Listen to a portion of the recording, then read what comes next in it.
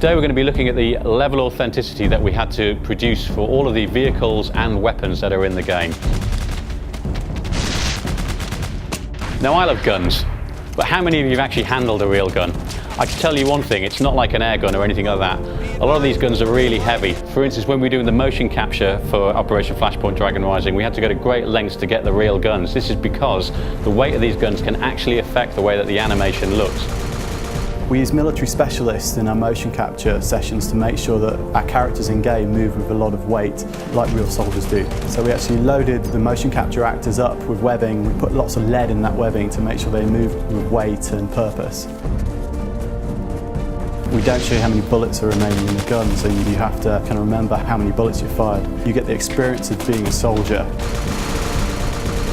So every vehicle in Operation Flashpoint Dragon Rising has its own characteristics. By this I mean handling, look, turnout, weaponry, etc, etc.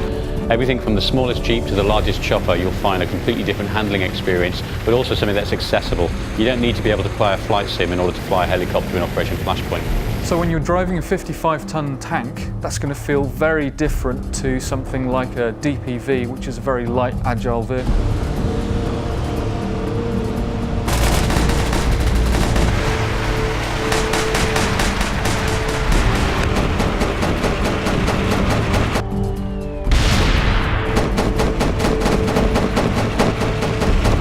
We've spent an awful lot of time researching these vehicles. We've had to capture their engine sound, we've had to get the right hue of paint. We've also, of course, had to take these brand new vehicles and actually beat up and weather them. From a tactics point of view, it's very important that it's hard to see the infantry. Camo is a vital part of that. You actually find yourself looking for movement much more so than spotting guys, just as you do in real life in a natural environment full of bushes and trees. We wanted to make the game different than all the other shooters out there. In this game you're not a bullet sponge, so we wanted to make the damage model as realistic as possible. The damage in Operation Flashpoint is pretty gruesome. It's pretty much realistic, so if you get hit by a large round, you're very likely to have serious trauma to your body. The visual point of view represents damage in several different visual stages. You've got blood that seeps through the clothes, then you've got catastrophic damage, which is actually losing of a limb. So you could have your head blown open, your torso opened up, you could lose a leg or an arm. And this is all represented and modelled realistically. For Operation Flashpoint, it's very important to get a really nice gritty style. In order to do that, we coined this phrase, war is seen through the lens. We use that to inform the visual language we use pretty much in all aspects of art for the game.